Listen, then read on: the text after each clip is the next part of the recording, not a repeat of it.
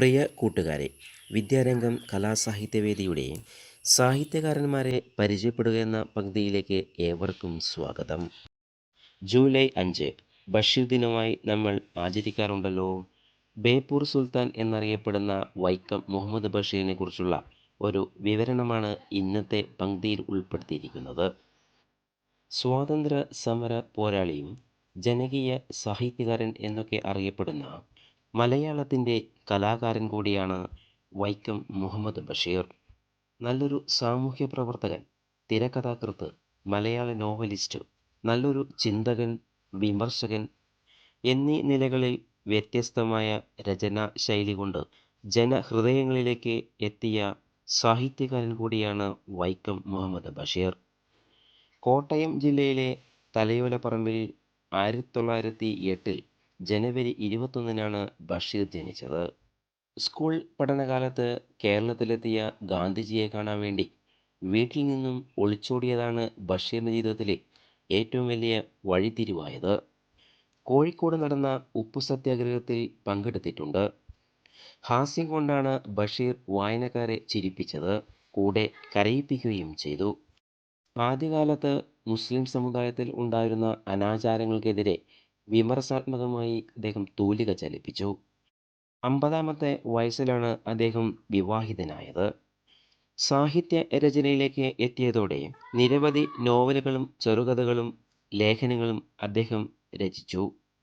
ബാല്യകാല സഖി, ആനവാരിയും പൊൻകുരിശും, പാത്തുമ്മയുടെ ആട്, മതിലുകൾ, ഭൂമിയുടെ അവകാശികൾ, ശബ്ദങ്ങൾ, കഥാബീജം, ജന്മദിനം, ഓർമ്മക്കുറിപ്പ്, മാന്ത്രിക പൂച്ച, നേരും നുണയും, മുച്ചീട്ടുകളിക്കാരൻ്റെ മകൾ, വിശ്വവിഖ്യാതമായ മൂക്ക് തുടങ്ങി നിരവധി രചനയിലൂടെ വായനക്കാരുടെ ഹൃദയത്തിൽ കയറിപ്പറ്റിയ സാഹിത്യകാരൻ കൂടിയാണ് ബഷീർ. അദ്ദേഹത്തിൻ്റെ പല കൃതികളും സിനിമയായി മാറിയിട്ടുണ്ട്. സാഹിത്യ രചനയ്ക്കിടെ അദ്ദേഹത്തിന് നിരവധി ബഹുമതികളും എത്തി.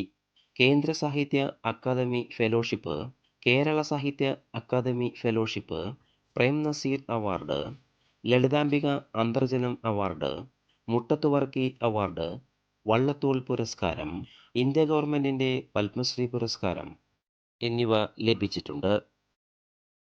സാധാരണക്കാരൻ്റെ ജീവിത യാഥാർത്ഥ്യങ്ങൾ ഒപ്പിയെടുത്ത് തൻ്റെ അനുഭവങ്ങളാണ് തൻ്റെ സൃഷ്ടികളെന്നും സമൂഹത്തിനോട് ഉറക്കെ വിളിച്ചു പറഞ്ഞ വിശ്വ സാഹിത്യകാരൻ കൂടിയാണ് ബഷീർ. മറ്റുള്ള സാഹിത്യകാരന്മാരിൽ നിന്നും വ്യത്യസ്തനായി ബഷീറിൻ്റെ ഭാഷയുടെ ഒഴുക്ക് വായനക്കാരുടെ മനസ്സിൽ ഇടം നേടാൻ കഴിഞ്ഞിട്ടുണ്ട്. മരിക്കാത്ത ഓർമ്മകളുമായി ബേപ്പൂർ സുൽത്താൻ ഇന്നും മലയാളികളുടെ മനസ്സിൽ നിലകൊള്ളുന്നു.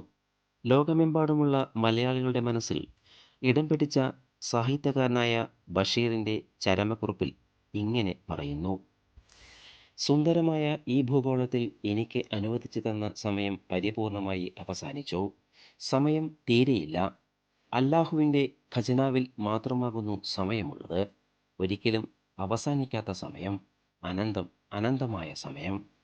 ചിരിയും ചിന്തയും ഒരുമിച്ച് പകർത്തിയ കലാകാരനെ നമുക്കും ഓർക്കാം ഈ വേളയിൽ. വായിച്ചാൽ മതി വരാത്ത കഥാപാത്രങ്ങളിലൂടെ നമ്മുടെയൊക്കെ മനസ്സിൽ ഇടം തേടിയ ബഷീറിന് ഓർമ്മക്കുറിപ്പുകൾ ഇവിടെ പൂർണ്ണമാകുന്നു.